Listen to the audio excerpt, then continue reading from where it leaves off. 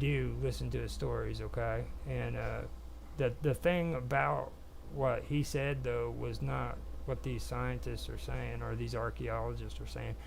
He said that he studied the Hittite writings, okay? And from what I've heard that's coming out of his writing, it doesn't necessarily sound like a Hittite. It sounds like the Phoenicians, because the Phoenicians are the ones who believed in the mountain gods and the giants. You know what I mean?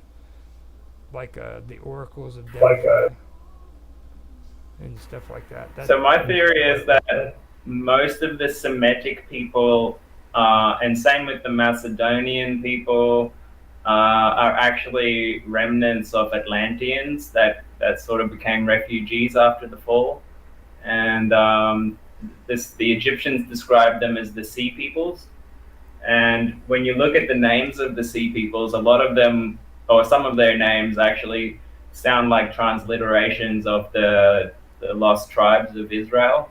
And yeah, it would kind of explain a lot of like where this sort of ancient information sort of came from, and why a lot of the gods seem to just be like recycled from like, the old Greek gods into the Egyptian gods into the Roman gods and so on. Yeah, and where did they get this ancient technology from to build the pyramids and stuff like that? So it kind of like lends itself to uh, a lost civilization. And yeah, I also listen to Sitchin's stories, and I think a lot of it he's probably also gotten through secret society people, and people have passed the information on to him. I got my information on the Malbec story from, you're not going to believe this, but like it sounds weird, but from people that have dived deep into psychedelic realms and have gone into like trance states. And I've actually gotten the story from people that have like gone into a trance and like spoke the story to me.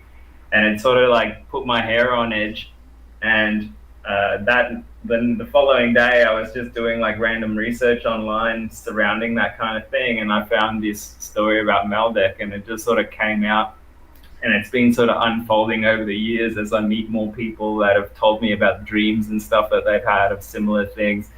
So yeah, I've just sort of pieced it together, and then one day I found the remote viewing data that Farsight did on it way back in the day, and yeah, and it's just sort of like a lot of different sources that coalesce on this story. And now I found, like, even now if you just type in Meldeck, you'll find lots of information on it, and seems to be a bit of a phenomena that sort of just emerged as well. Well, for me, Somehow, some people tie it into the Nibiru thing, but I've sort of left that for a while now. it's like the sources thing. For me, uh, well, it's especially with the secret space program people. Okay, the the thing is with me is it's about discernment. Because don't get me wrong. I mean, there's some. I mean, their stories are amazing. Every single one of them are amazing.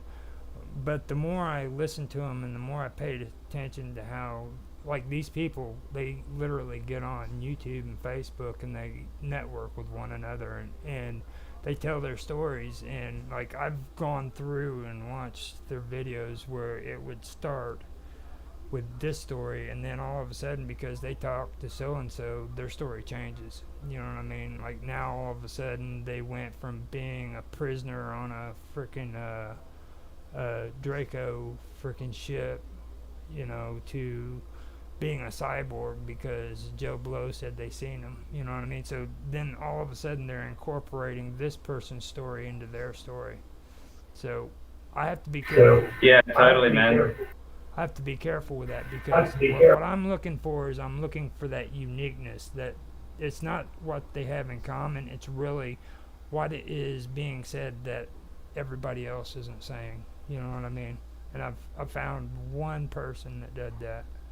You know, yeah, well, one person, and he had a pretty good story, but I like I said, I'm not saying for sure that I believe him or I don't believe him, because a lot of it is really hard for people to stomach. It really is. It's probably the most hardcore uh, group of ufologists that are out there, to be honest with you, because they talk about some wild stuff. A good case in point is whistleblower Emery Smith.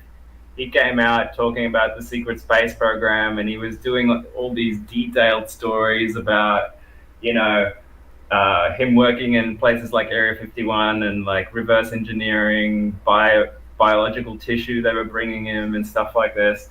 And at first, I was taking him seriously. I'm like, wow, this is too unique to just like palm it off as like whatever made up stories.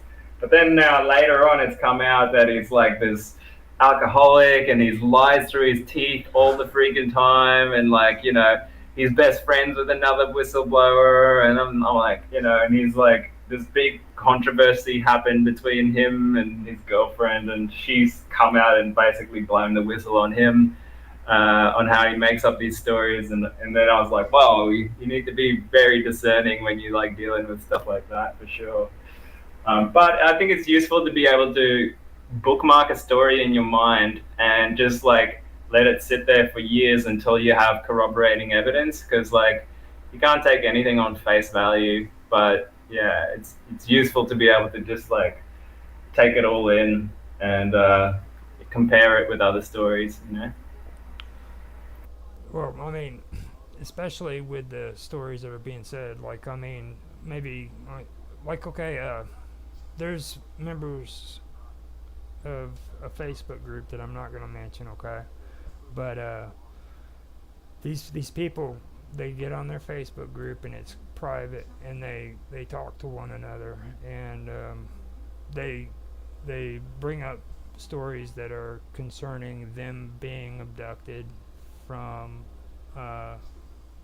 their life as a child, and then they are made to do things for these aliens for their entire life, and if they die, then these aliens have this technology that can bring them back to life.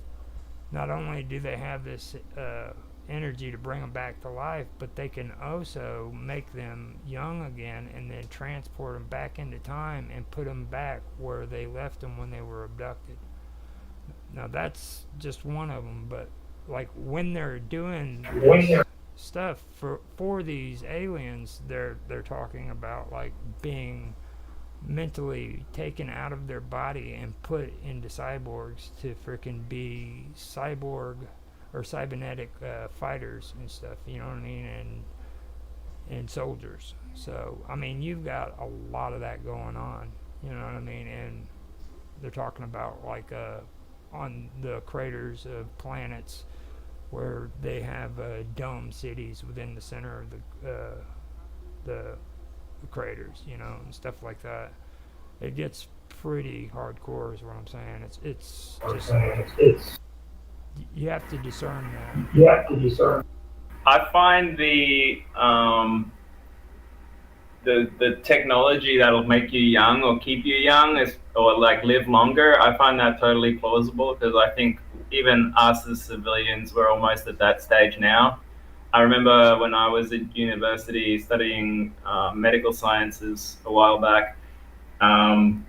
This was about 10 years ago, and they said they were about 10 years away from basically being able to make human cells immortal if the research money was there. So I have no doubt that's possible. And if there's an advanced species, or if we've advanced technology hundreds of years due to reverse engineering or sharing information, whatever, I think that's totally plausible. The going back in time thing, I don't know about, but I don't see why not. Like, time is definitely a bit of a flexible thing from what I've seen. But who knows? Who knows?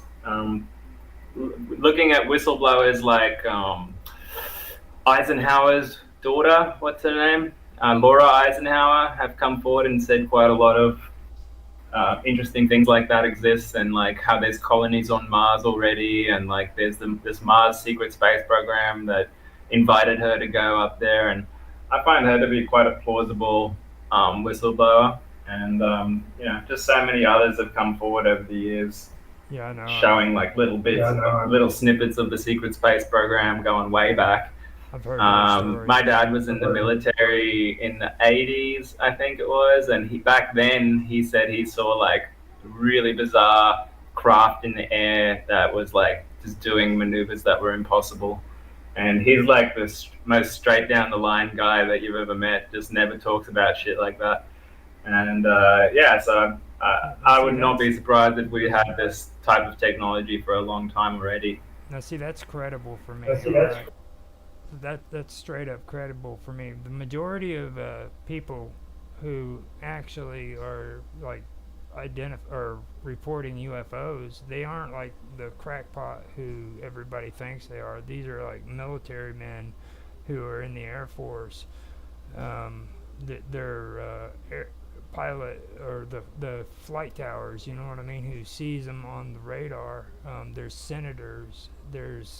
Well, we were talking about that before about the disclosure hearings. There's freaking senators from different countries that are coming forward. The Prime Minister of Canada came forward and talked about this stuff, like the ex-Prime Minister, the head of Israeli intelligence came forward recently and talked about this stuff.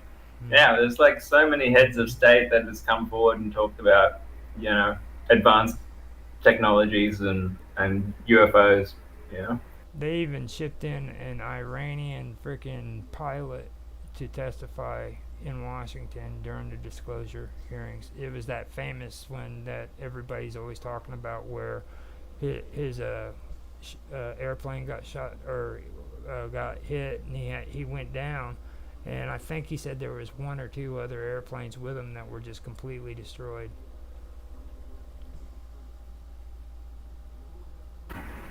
There's a really interesting researcher that I've come across. Actually, this Freemason guy told me about it, and I looked it up, and it's real. I'll share the link in the chat soon. His name is Ruggiero Santilli. I can't remember his middle name. It was like a feminine name. But anyway, he invented a telescope that can see antimatter. And he has published a peer-reviewed study talking about non-terrestrial entities that he was able to see with this telescope, mainly above military bases. And they looked like they had intelligent maneuvering. So, since then, people from Farsight have made friends with people in the aerospace industry, and they've found a way to basically modify modern cameras so that they can see in the infrared spectrum, and then you're able to actually record UFOs, UAPs, whatever you want to call it. And they go at speeds that are so crazy fast that you actually have to like slow it down significantly to be able to even spot them. They go like 10,000, 20,000 kilometers an hour, So you need a camera that can go like 125 plus frames per second, and then you can pick them up. But yeah, they've given that information out to the public now, so anyone can record these things and prove it to themselves, which is a massive step forward as well. Well, I do want to bring this to an end. I didn't realize that we were already up to like an hour and 15 minutes. And I just wanted to say that this has been a great conversation that we've had with you, Mr. Robot. And this is what I wanted to do. I appreciate the work.